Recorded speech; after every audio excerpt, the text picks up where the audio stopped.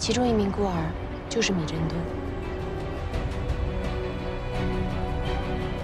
米振东。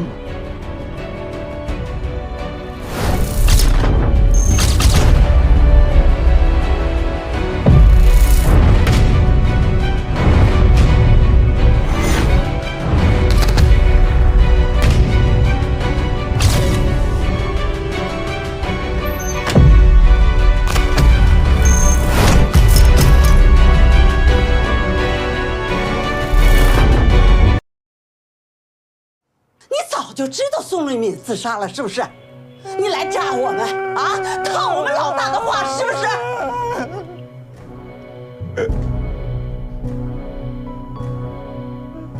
是。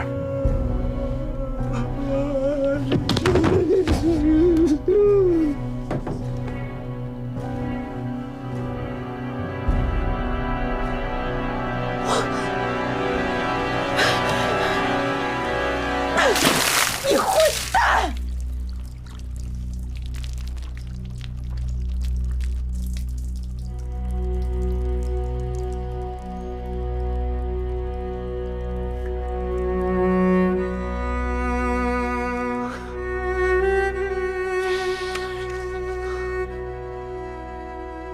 当年我爱人出事的时候，我比他还惨。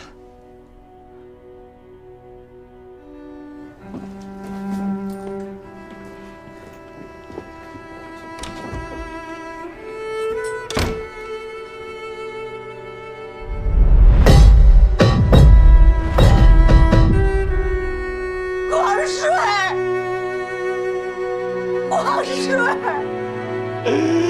啊，我老婆子。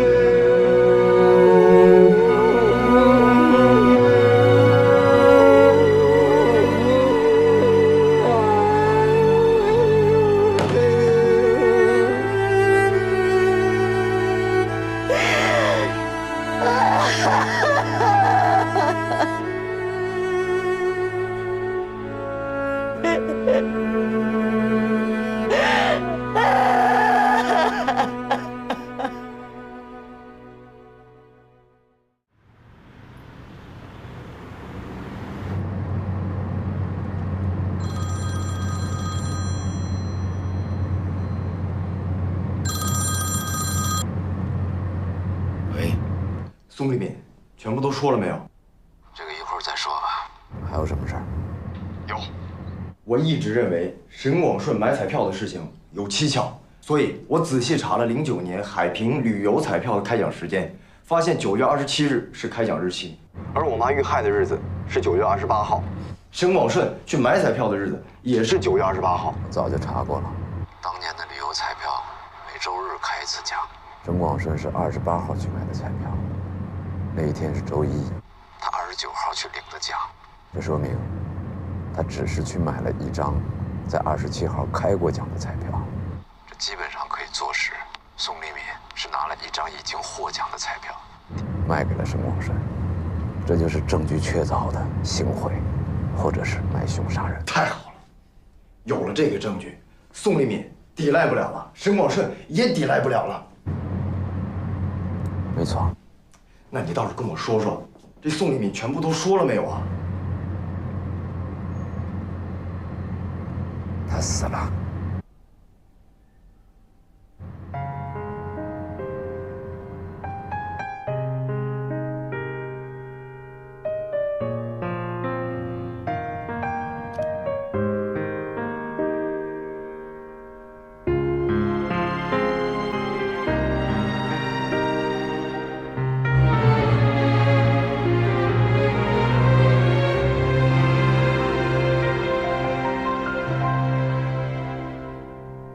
遥远到底有多远？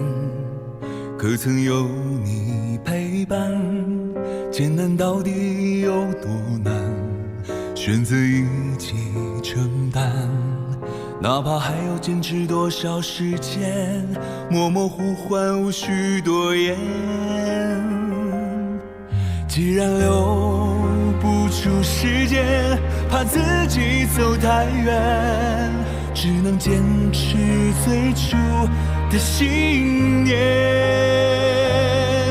那些美好的瞬间还在脑海里浮现，选择一个人抵挡全世界。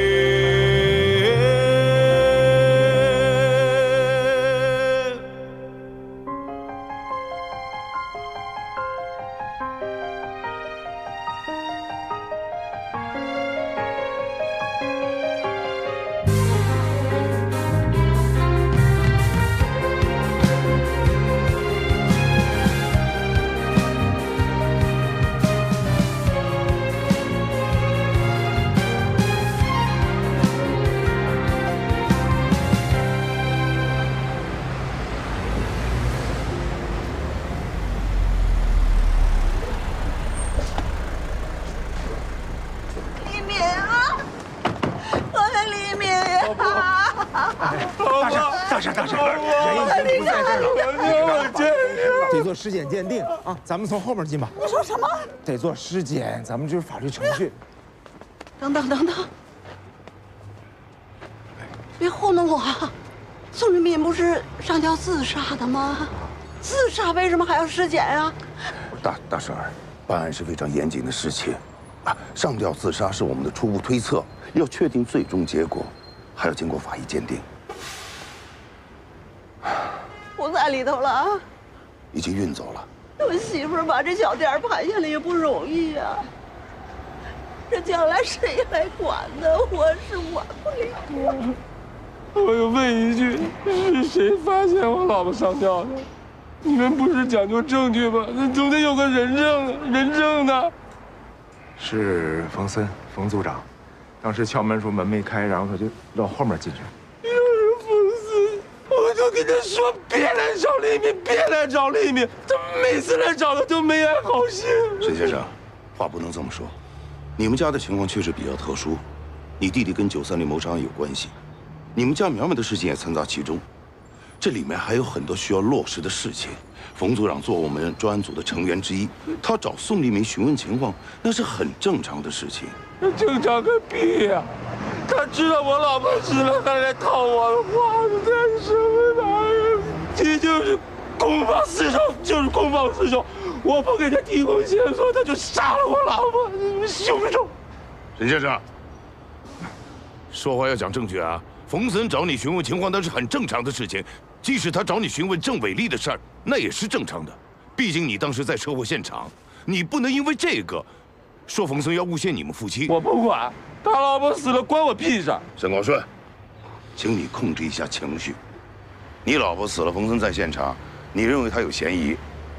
那冯森的爱人死了，你也在现场，你却不愿意做任何配合，你觉得自己这样合适吗？你的老婆是人，冯森的爱人就不是人了。我只想问一句，我们冯组长的爱人10年前被5辆车碾过，惨死在地下停车场。当时第一辆撞过去的车，就是追沈广顺开过去的。你们说，冯组长有没有理由来找他询问真相？有理由，应该的。是。冯森是因为想找宋立民询问郑卫丽被害的事情，结果发现宋立民上吊自杀了。沈广顺就不依不饶，说我们有义务要查清冯森是否有杀害宋立敏的嫌疑，而他却没有义务说出当年郑伟丽被害的相关线索。大家说这合不合理啊？就是啊，不合理。沈广顺，你就配合一下警察呗，你要不配合人家凭啥帮你啊？卞队长，广顺要是不配合你们就不管我儿媳妇的事了？当然不会，查清宋立敏的死因是我们的义务，您放心吧。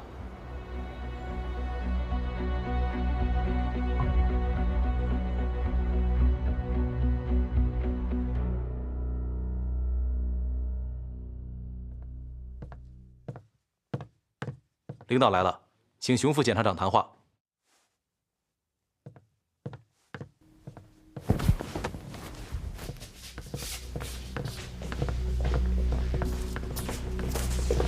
这边。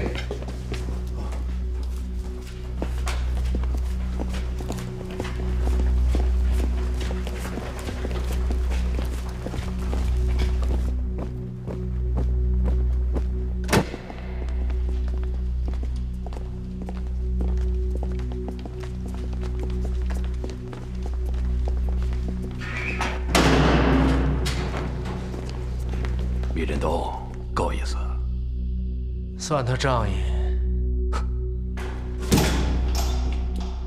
起立。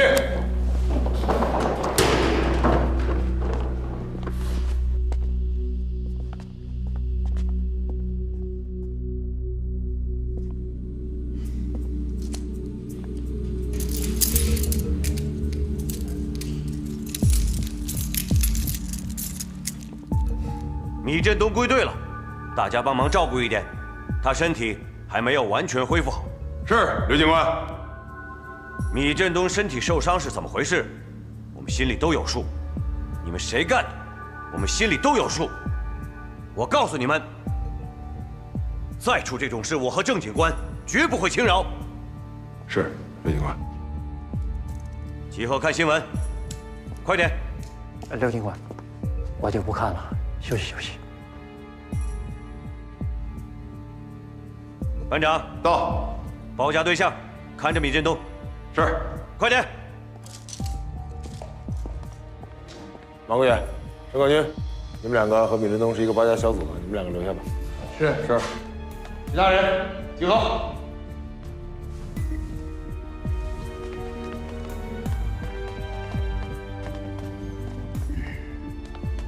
米振东是条汉子，兄弟们服气。还认为我是奸细吗？不了，谁是奸细？您都不是。兄弟，牛逼呀！大军，你别聊了。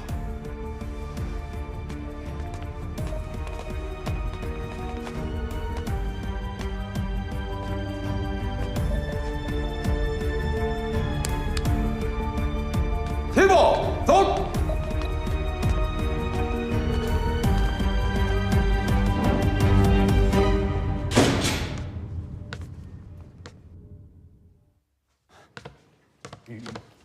于组长，庞伟同志，可算见到你们了。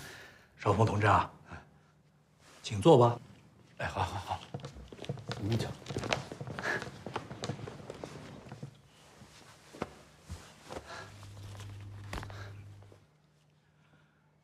开始吧。因为之前我们纪检在办案的时候，有一些犯了错误的同志，有时候会采取一些过激的行为，所以我们不得不采取一些措施，希望你能理解。理解，但是我不会，我不会。那我们就进入正题。好，是这样，据我们所知，省第一监狱的服刑人员黄四海，经由教导员范思良提交的立功减刑报告，最后的核定审批是在你们驻监检察室，对吧？对。据调查，这件事情发生的时候，你当时在北京培训，对吗？对。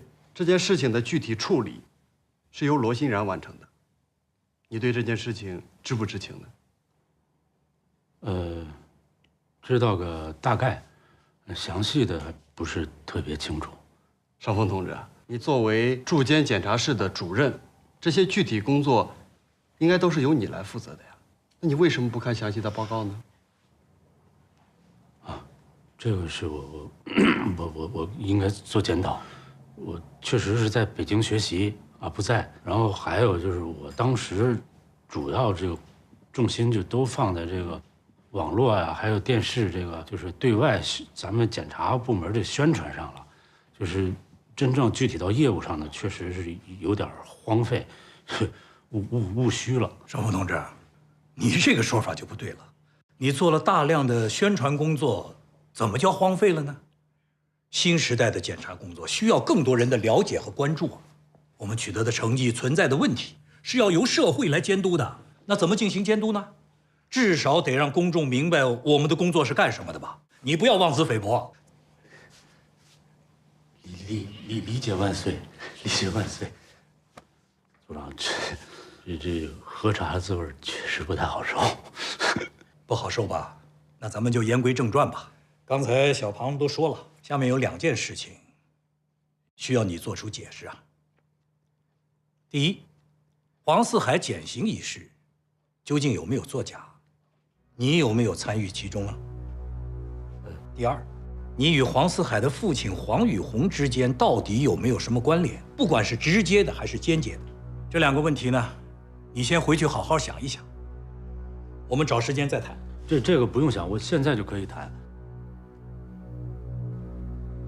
真的就不用想了吗？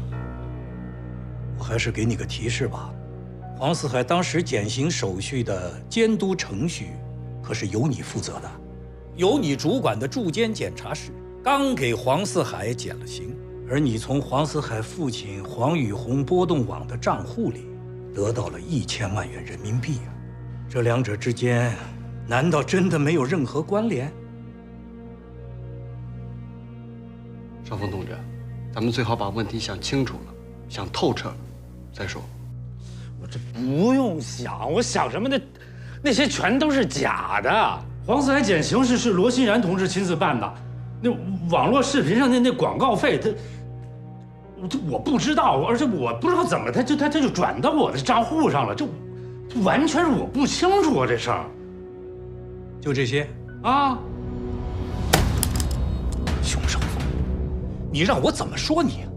你作为一名职业检察官、政法大学的博士生，对自己如此严重的问题，竟然做出如此草率的回答，你是觉得你自己不懂法呢，还是认为我们是法盲啊？少峰同志，还是回去再好好想想吧。组长，刚才你也说了，我是政法大学毕业的博士，还说我不懂法，那我请问一下，从法律上来讲，我是不是能请个律师？你这话什么意思啊？你是不想通过党的纪律机构来对你进行监督了，是吧？可以啊，那就按你的意思办吧。你马上写一份申请报告，要求退党。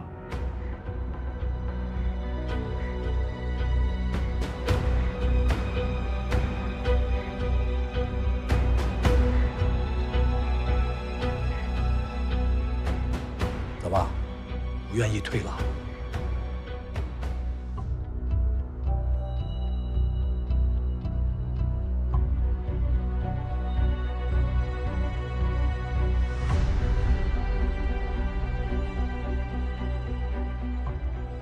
黄四海，他不是害死我了？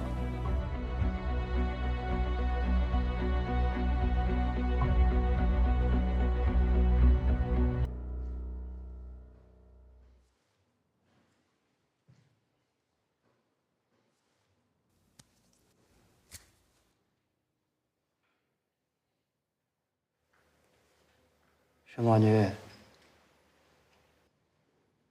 我去医院的时候，你要死要活的，怎么现在没事了？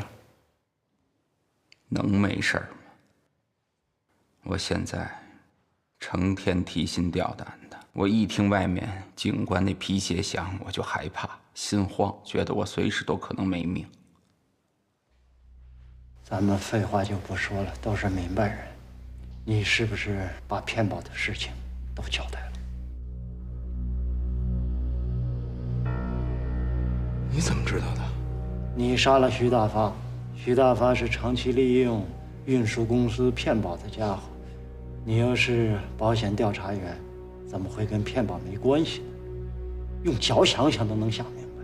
你别跟我说那么多没用的，我就问你，你怎么知道徐大发的事儿的？世上没有不透风的墙，现在监狱里的人都在议论你，只是大家不想告诉你罢了。而且我还知道，冯森已经把你逼得走投无路，你想活命，把什么都吐露了。我没办法，我真没办法。你把你妈也扯进来了？我怎么会把我妈扯进来呢？这事跟我妈又有什么关系啊？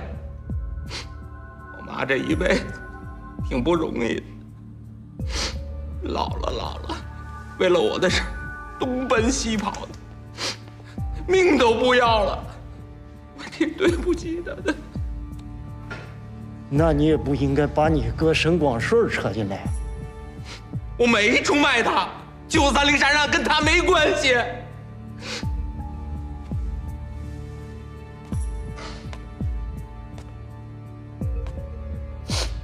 这么说，你出卖了你嫂子宋丽敏。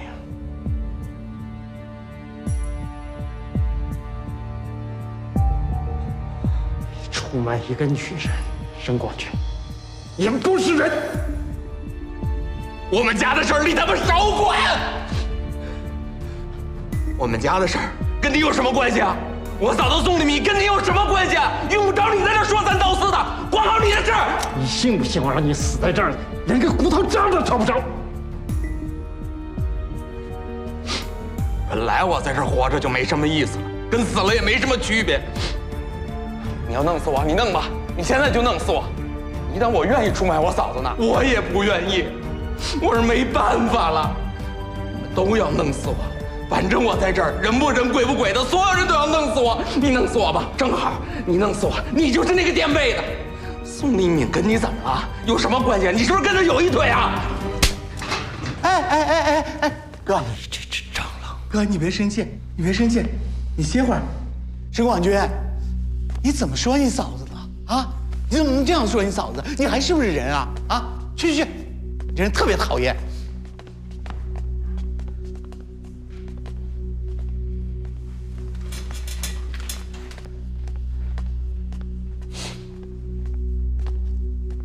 哥，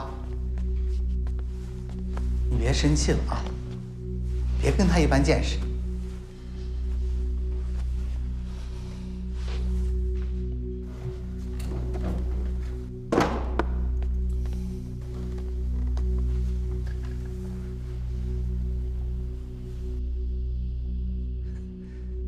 哥，你可牛了，你怎么什么都知道呢？你是不是有外线呀？这个宋人真他妈出卖了他嫂子，罪该万死。哥，你和他嫂子真有事啊？不是，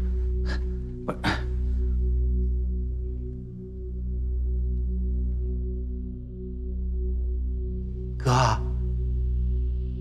您瘦了呀？是消肿了。可你知道吗？监狱里的人啊，都说你是个人物，连黄四海啊，对你都心服口服的。他偷偷的告诉我，说是你有个女粉丝在监狱边上开了一个海鲜店。什么？怎么了？完全是胡闹。这有什么胡闹的？哥，你想想看，如果我有这么一个粉丝，我这辈子啊就没白活。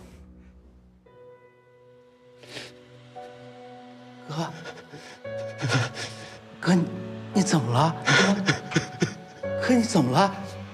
哥，你别哭啊！哥，我这第一次看到你哭，哥。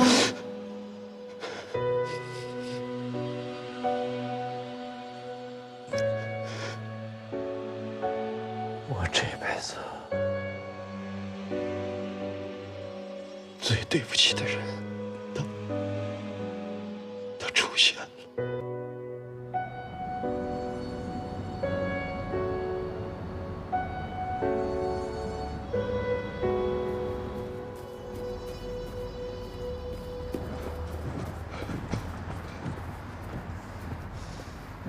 宋丽敏死了，为什么？你问我？那还能问谁？你说过，宋丽敏是找到杀害我妈凶手的唯一线索，你居然把线索给断了，是这么回事吗？宋丽敏上吊自杀了，我去晚了一步。怎么可能这么巧？我不相信！我也不信。那为什么当时不让我跟你一起去？如果我在，就不会有这种情况。我是你爹，不是你的服刑人员。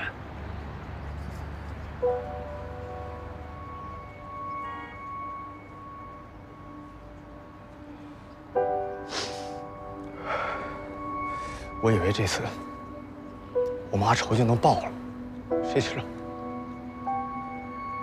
谁知道？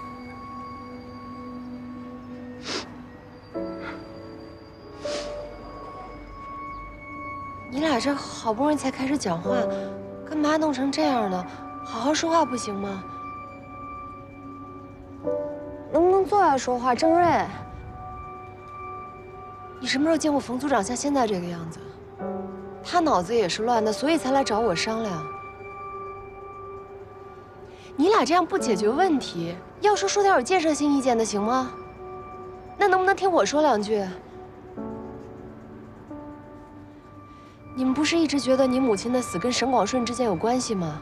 不是一直觉得沈广顺是因为做了某种见不得人的事儿受了诅咒，所以苗苗才会夭折，所以弟弟沈广军才会死缓入狱。那如果按照这个思路，是不是查到陷害沈广军的人就能找到你母亲案子的线索呢？接着说。我一直在看关于徐大发运输公司的资料，我找到了一个线索。2007年的7月19日，徐大发运输公司有一名叫白继发的司机车祸身亡，当时的保险调查员就是沈广军。这个车祸本身我还没查出什么疑点，可是白继发的身份很有意思。当时白继发和妻子李美娟开了一家孤儿院，收养了很多孤儿，其中一名孤儿就是米振东。米振东。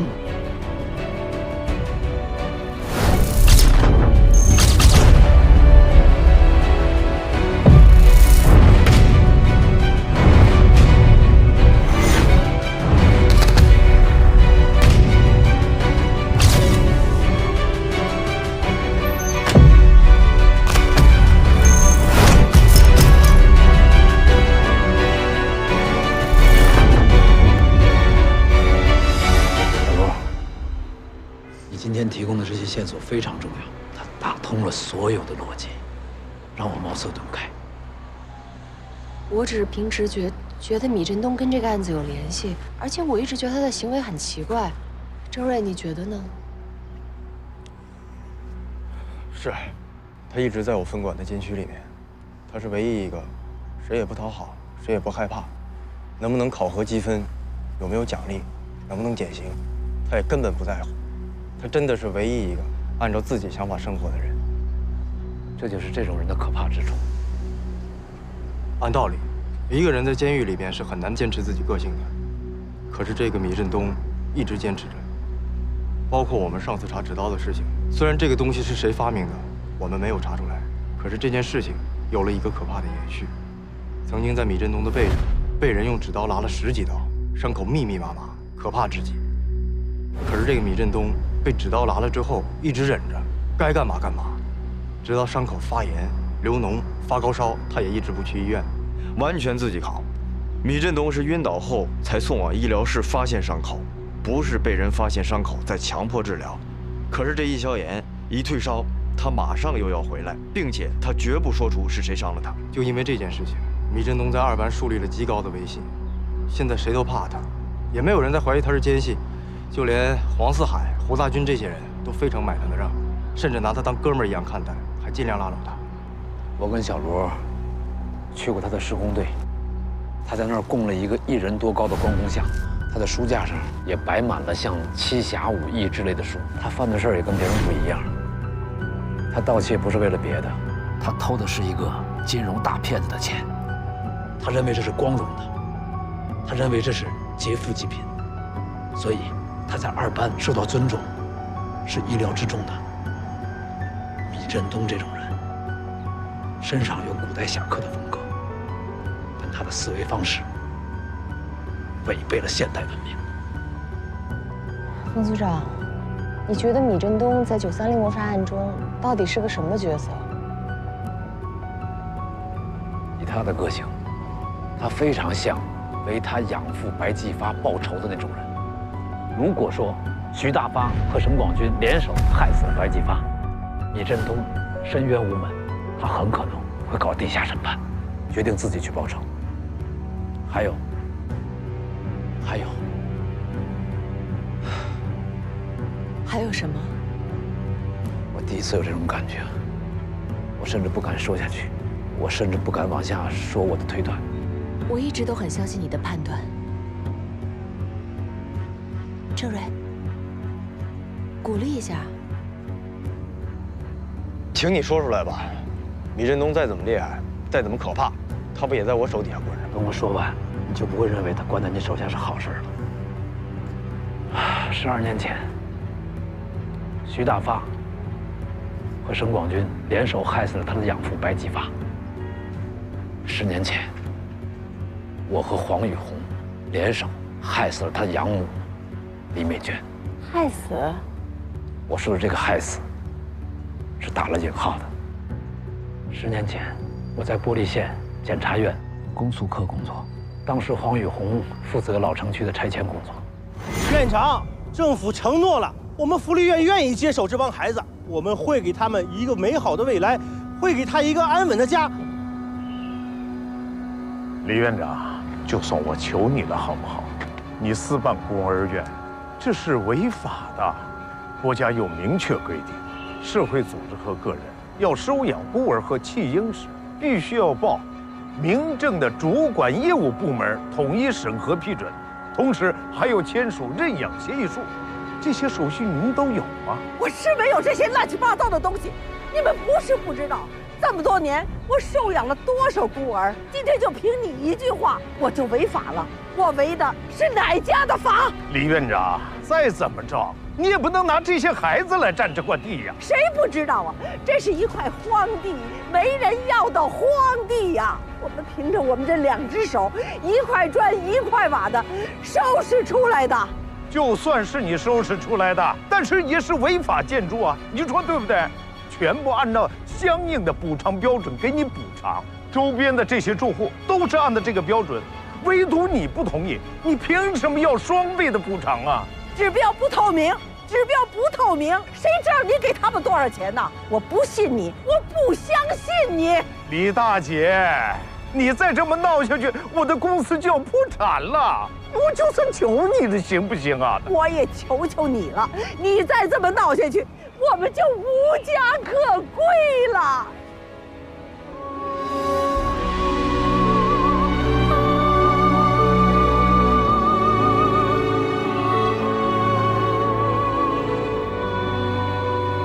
黄玉红当时作为负责拆迁的开发商，压力非常大。后来他一怒之下，准备推倒围墙。李美娟就躺在围墙下面。其实李美娟躺的地方离铲车很远。李美娟是想碰瓷，事后假装受伤索赔，但是没想到围墙被推倒以后，产生了连锁反应，所有的围墙全部倒塌，李美娟被埋窒息死亡。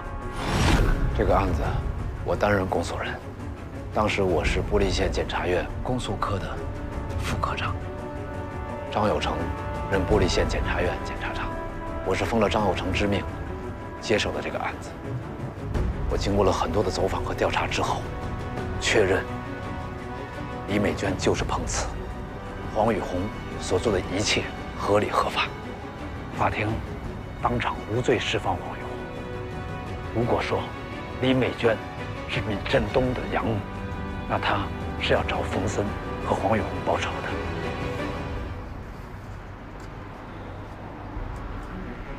通了，全都通了。现在我全都想通了，这一切很有可能都是他设计好的妙计。他把所有人引进了这个圈套里面。断了胳膊的沈广军，陷入绝望的黄四海，被冤枉入狱的公子哥张一伟，还有被诬陷殴打罪犯，还要整天受仇恨折磨的郑瑞，以及承受丧妻之痛，还要跟黄玉红斗得不可开交的冯森。闵振东，我他妈弄死了！弄死他？怎么弄死？啊？你看过《七宗罪》吗？年轻的警官失去了美丽的妻子，最后愤怒的开枪，杀死了幕后的罪犯，会有什么意义？你告诉我会有什么意义？意义在于，他的行为帮助了这个幕后的罪犯完成了他设计的最后一环，成了他的帮凶和追随者。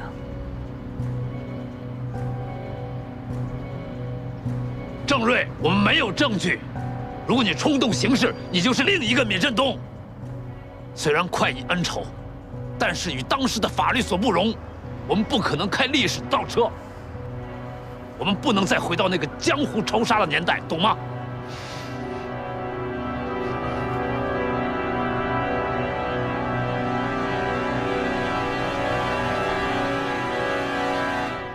现在，我们面对2种敌人，一个是黄四海，他背后的黄宇红有着巨大的能量。那第2种呢？第2种，他没有黄宇红那么大的能量，他静水流深，隐藏得非常深，手段非常隐秘。有可能你看见了他，确认了他，但是你却不能做任何事情。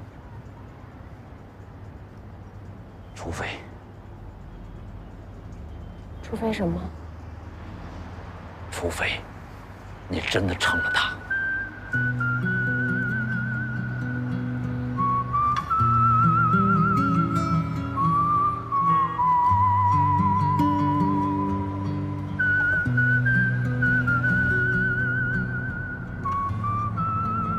回成州监狱吗？去提审闵振东吗？对，回成州监狱，但是现在还不能提审闵振东。回到成州监狱，你要先去做一件事儿，去找一个专业的相机，然后想办法去拍一下闵振东2只手的大拇指的指甲盖，然后传给编队，让技术支队去鉴定。鉴定什么？沈广军的手机里面有一段930谋杀案现场的视频。这段视频是有人用沈广军的手机翻拍的。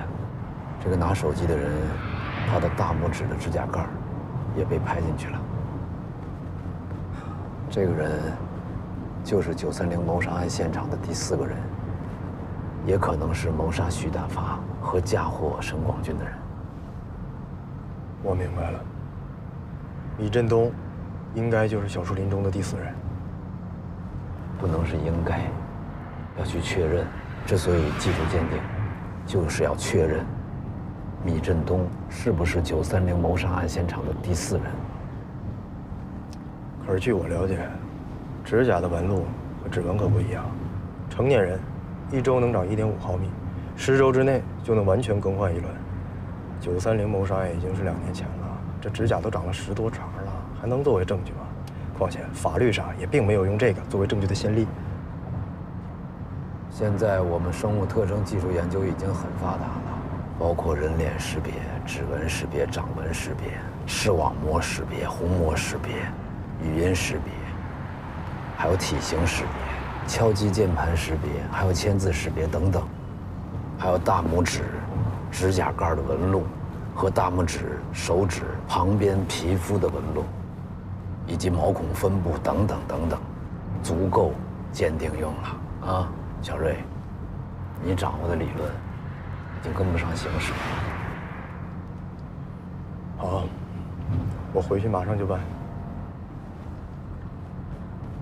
还有，要小心闵振东，他设计了那么多可怕的阴谋，他断了一切念想，显然是做好了一切准备。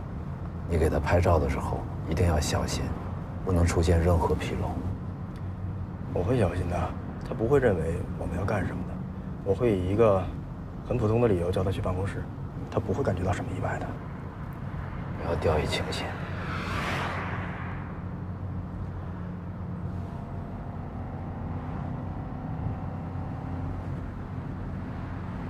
你妈妈的案子非常复杂，已经过去那么多年了，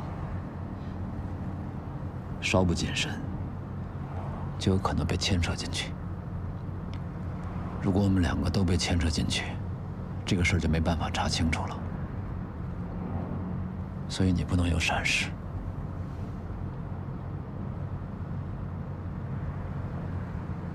宋立敏的事儿，多则2天，少则1天，我就有可能失去自由了。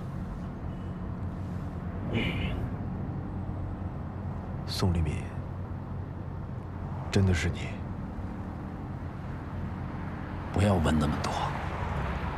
你也是执法人员，如果你知道什么不上报的话，是包庇，是犯罪，你懂吗？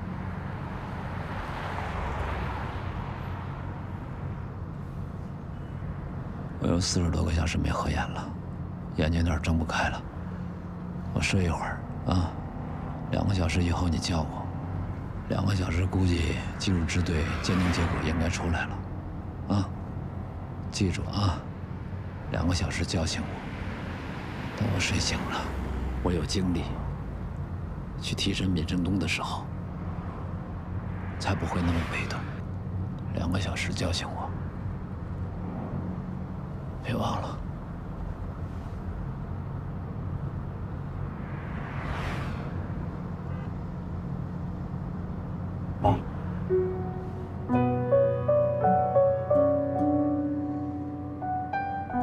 你能放走？